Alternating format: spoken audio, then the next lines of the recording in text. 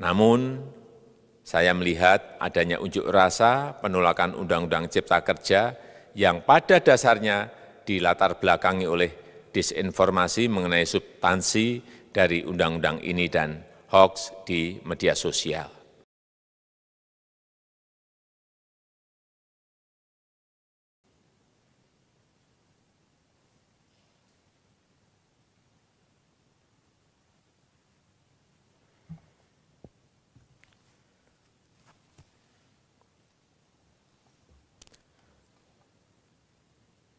Assalamualaikum warahmatullahi wabarakatuh.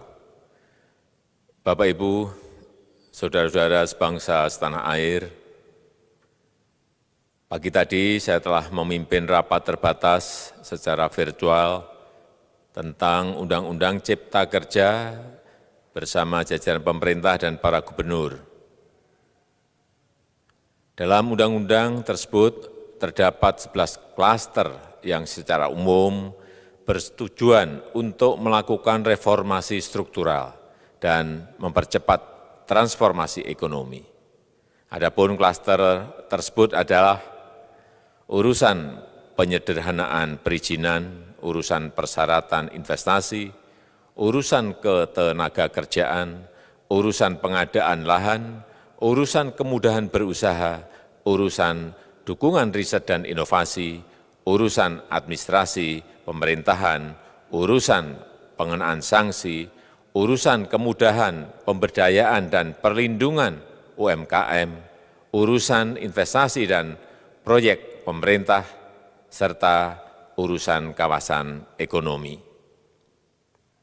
Dalam rapat terbatas tersebut, saya tegaskan mengapa kita membutuhkan Undang-Undang Cipta Kerja. Pertama, setiap tahun ada sekitar 2,9 juta penduduk usia kerja baru, anak muda yang masuk ke pasar kerja, sehingga kebutuhan atas lapangan kerja baru sangat-sangat mendesak.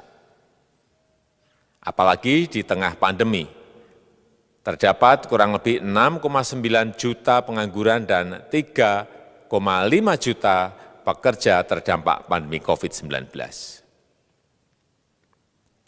Dan sebanyak 87% dari total penduduk bekerja memiliki tingkat pendidikan setingkat SMA ke bawah, di mana 39% berpendidikan sekolah dasar.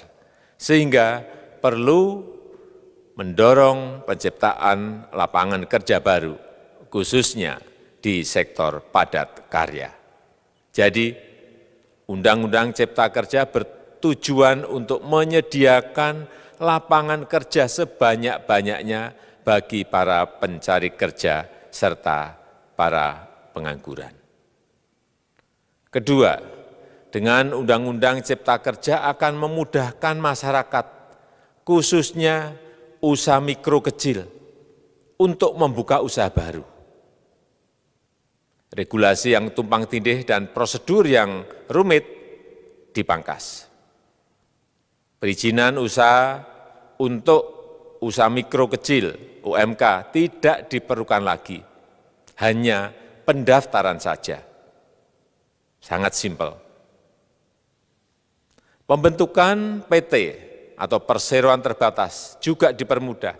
Tidak ada lagi pembatasan modal minimum. Pembentukan koperasi juga dipermudah. Jumlahnya hanya 9 orang saja. Koperasi sudah bisa dibentuk. Kita harapkan akan semakin banyak koperasi-koperasi di tanah air. UMK, usaha mikro kecil yang bergerak di sektor makanan dan minuman. Sertifikasi halalnya dibiayai pemerintah, artinya gratis. Izin kapal nelayan penangkap ikan misalnya, hanya ke unit kerja Kementerian KKP saja. Kalau sebelumnya harus mengajukan ke Kementerian KKP, Kementerian Perhubungan, dan instansi-instansi yang lain. Sekarang ini cukup dari unit di Kementerian KKP saja. Ketiga, Undang-Undang Cipta Kerja ini akan mendukung upaya pencegahan dan pemberantasan korupsi. Ini jelas karena dengan menyederhanakan, dengan memotong, dengan mengintegrasikan ke dalam sistem perizinan secara elektronik, maka pungutan liar, pungli dapat dihilangkan. Namun, saya melihat adanya unjuk rasa penolakan Undang-Undang Cipta Kerja yang pada dasarnya dilatar belakangi oleh disinformasi mengenai substansi dari undang-undang ini dan hoax di media sosial.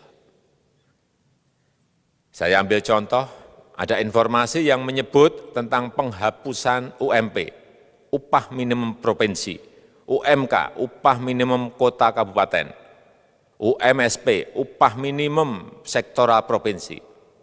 Hal ini tidak benar, karena faktanya upah minimum regional, UMR, tetap ada. Ada juga yang menyebutkan bahwa upah minimum dihitung per jam. Ini juga tidak benar. Tidak ada perubahan dengan sistem yang sekarang. Upah bisa dihitung berdasarkan waktu dan berdasarkan hasil.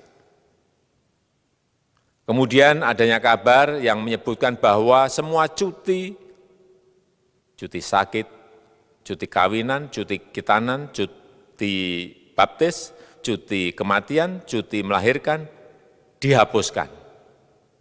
Dan tidak ada kompensasinya. Saya tegaskan juga ini tidak benar. Hak cuti tetap ada dan dijamin. Kemudian apakah perusahaan bisa mem-PHK kapanpun secara sepihak? Ini juga tidak benar. Yang benar, perusahaan tidak bisa me-PHK secara sepihak. Kemudian juga pertanyaan mengenai benarkah jaminan sosial dan kesejahteraan lainnya hilang. Yang benar, jaminan sosial tetap ada. Yang juga sering diberitakan tidak benar adalah mengenai dihapusnya AMDAL, analisis mengenai dampak lingkungan. Itu juga tidak benar. AMDAL tetap ada. Bagi industri besar harus studi AMDAL yang ketat. Tetapi bagi UMKM lebih ditekankan pada pendampingan dan pengawasan. Ada juga berita mengenai Undang-Undang Cipta Kerja ini mendorong komersialisasi pendidikan. Ini juga tidak benar. Karena yang diatur hanyalah pendidikan formal di kawasan ekonomi khusus, di KEK. Sedangkan perizinan pendidikan tidak diatur di dalam Undang-Undang Cipta Kerja ini. Apalagi perizinan untuk pendidikan di pondok pesantren. Itu tidak diatur sama sekali dalam Undang-Undang Cipta Kerja ini. Dan aturannya yang selama ini ada tetap berlaku. Kemudian diberitakan bahwa keberadaan bank tanah.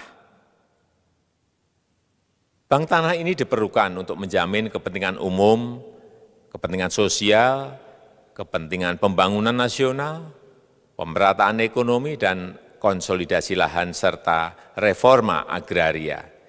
Ini sangat penting untuk menjamin akses masyarakat terhadap kepemilikan tanah, kepemilikan lahan, dan kita selama ini tidak memiliki bank tanah.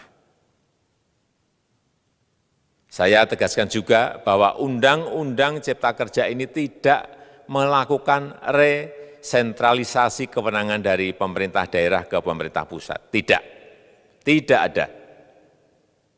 Perizinan berusaha dan pengawasannya tetap dilakukan oleh pemerintah daerah sesuai dengan NSPK, norma, standar, prosedur, dan kriteria yang ditetapkan pemerintah pusat. Ini agar dapat tercipta standar pelayanan yang baik di seluruh daerah, dan penetapan NSPK ini dapat nanti akan diatur di dalam PP atau peraturan pemerintah. Selain itu, kewenangan perizinan untuk non-perizinan berusaha tetap ada di Pemda, sehingga tidak ada perubahan. Bahkan kita melakukan penyederhanaan, melakukan standarisasi jenis dan prosedur berusaha di daerah. Dan perizinan berusaha di daerah diberikan batas waktu. Ini yang penting di sini. Jadi ada service level of agreement. Permohonan perizinan dianggap disetujui bila batas waktu telah terlewati. Saya perlu tegaskan pula bahwa Undang-Undang Cipta Kerja ini memerlukan banyak sekali peraturan pemerintah atau PP dan peraturan presiden atau Perpres. Jadi setelah ini akan muncul PP dan Perpres yang akan kita selesaikan paling lambat 3 bulan setelah diundangkan. Kita pemerintah membuka dan mengundang masukan-masukan dari masyarakat dan masih terbuka usulan-usulan dan masukan dari daerah-daerah. Pemerintah berkeyakinan melalui Undang-Undang Cipta Kerja ini jutaan pekerja dapat memperbaiki kehidupannya dan juga penghidupan bagi keluarga mereka. Dan kalau masih ada, jika masih ada ketidakpuasan terhadap Undang-Undang Cipta Kerja ini, silahkan mengajukan uji materi atau judicial review melalui MK, Mahkamah Konstitusi.